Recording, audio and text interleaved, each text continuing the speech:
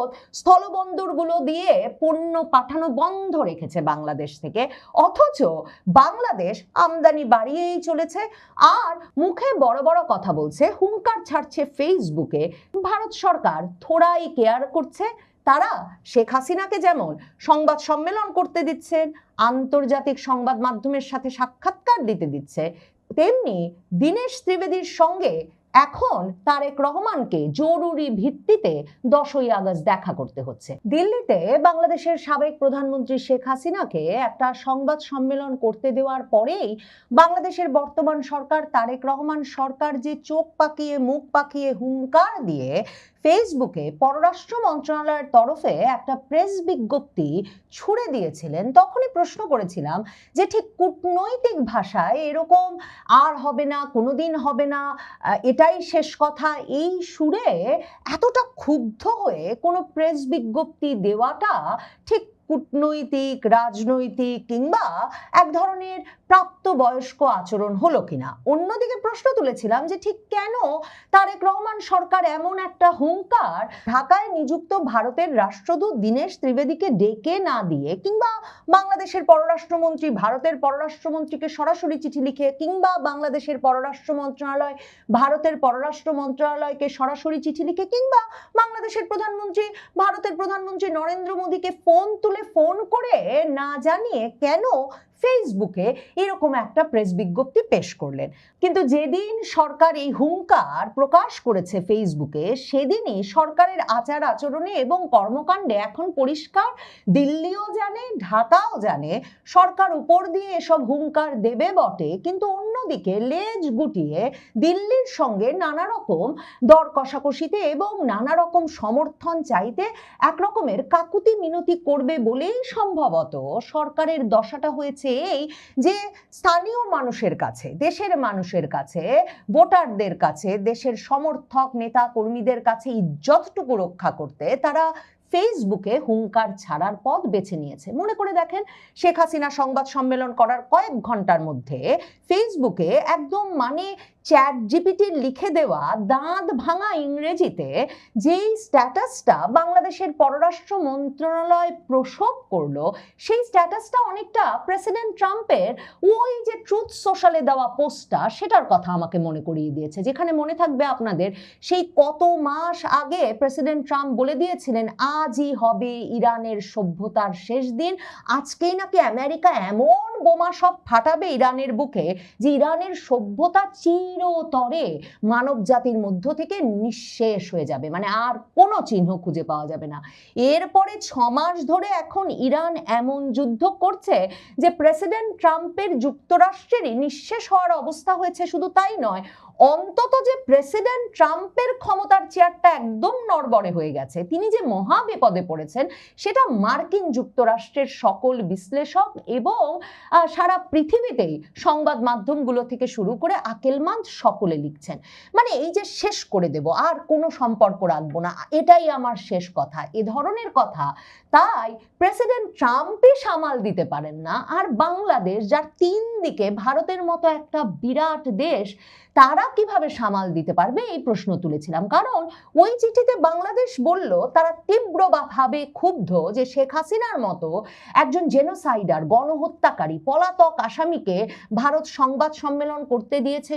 শুধু তাই নয়, ভারত এমন অবস্থায় এই সংবাদ সম্মেলন করতে দিয়েছে যখন কিনা ভারতকে আগেই বলে দেওয়া হয়েছিল এই সংবাদ সম্মেলন করলে ভারত বাংলাদেশ সম্পর্কের পরিণতি কোথায় গিয়ে ঠেকতে পারে।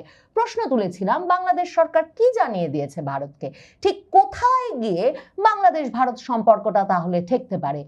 এরপর ওই চিঠিতেই বাংলাদেশ সরকার সাফ জানিয়ে দিয়েছিল যে যেরকম শেখ হাসিনা, আওয়ামী লীগ তারা আর কোনোদিন বাংলাদেশের রাজনীতিতে আবারও ঢুকতে পারবে না, ওই যে আবারও কোনোদিন হবে না, একেবারে শেষ কথা বলে দিলাম, এবারেই এটাই আমার চূড়ান্ত সিদ্ধান্ত, এ ধরনের ছেলে মানুষই অবস্থানের কোনো সুযোগ কূটনীতি, রাজনীতি, বিশ্ব আন্তর্জাতিক যে দর কষাকষি এসবের ভেতরে নাই।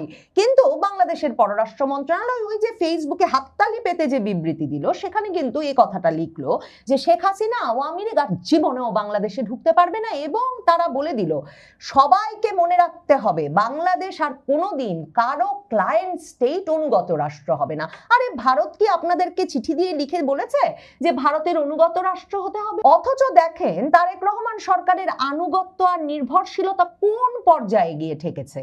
মানে কেন দীনেশ ত্রিবেদীকে ডেকে পর্যন্ত এই চিঠিটা সরকার ধরিয়ে দিল না, ফেসবুকে হাততালি পাওয়ার জন্য পোস্ট করে এই কাজ সারলো।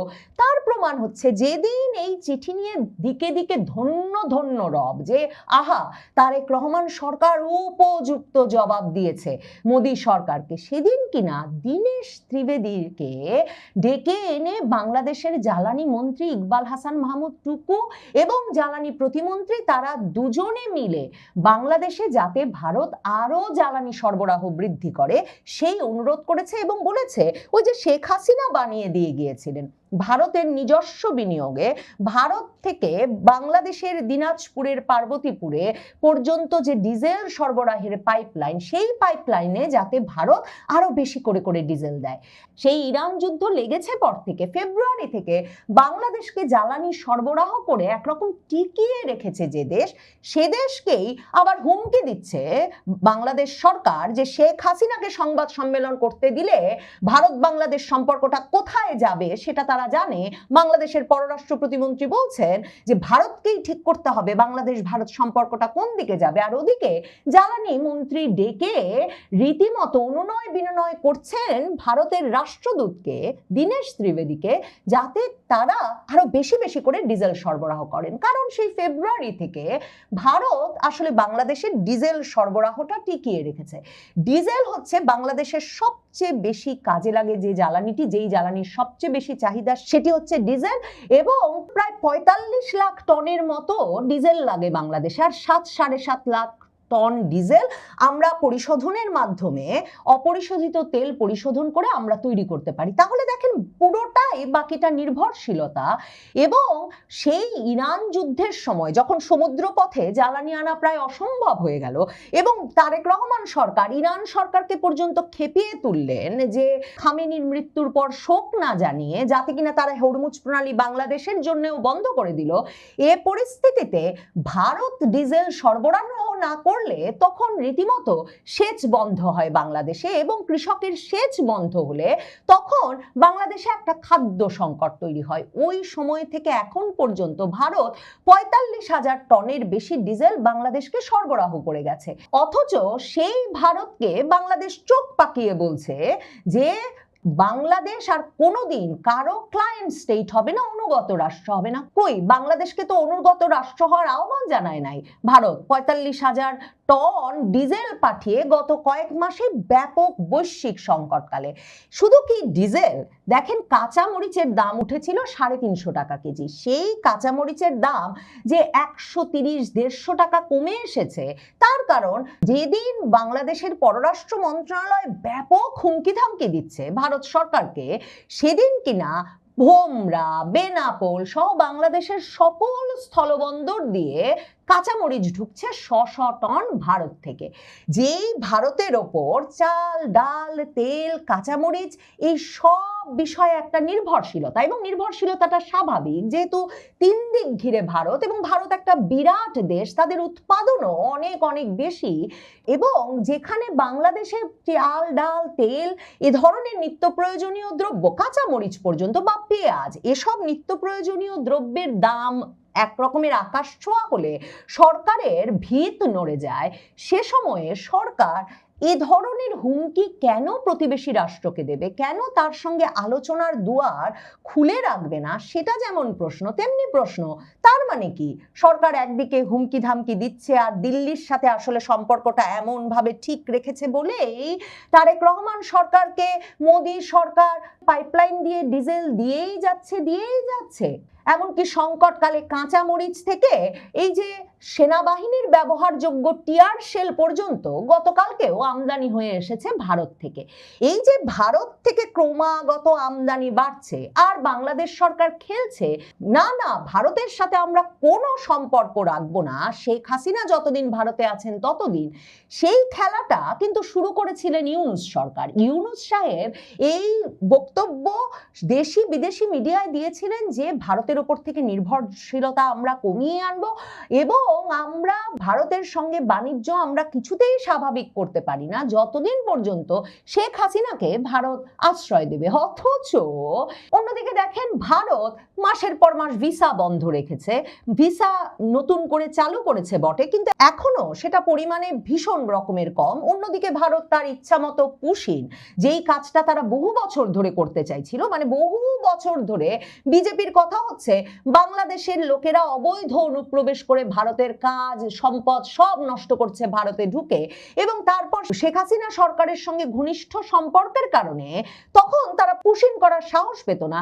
এখন মোদী সরকার সেই 2025-এর মে থেকে, ইউনূস আমল থেকে যে পুশিন করে যাচ্ছে অবৈধ অনুপ্রবেশকারী বাংলাদেশিদের নামে, সেই পুশিন তারা অব্যাহত রেখেছে।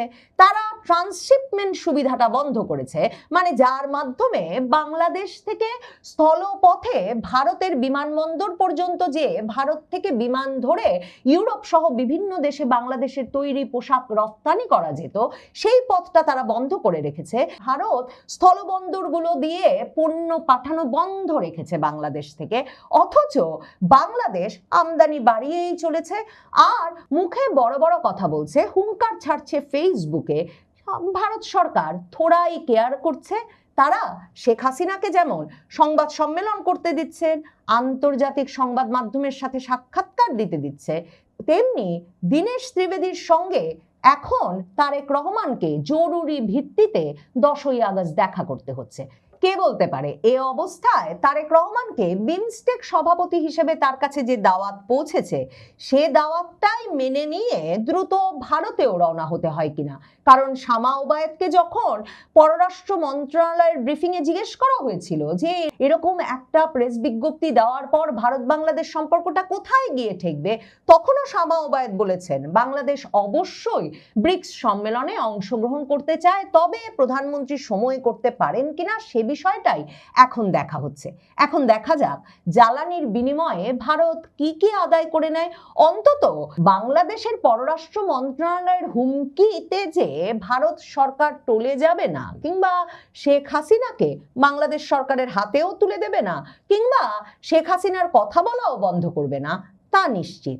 ভারত সরকার এসবে পাত্তা দিচ্ছে না, তাদের মনোযোগ বাংলাদেশে বাণিজ্য বৃদ্ধি।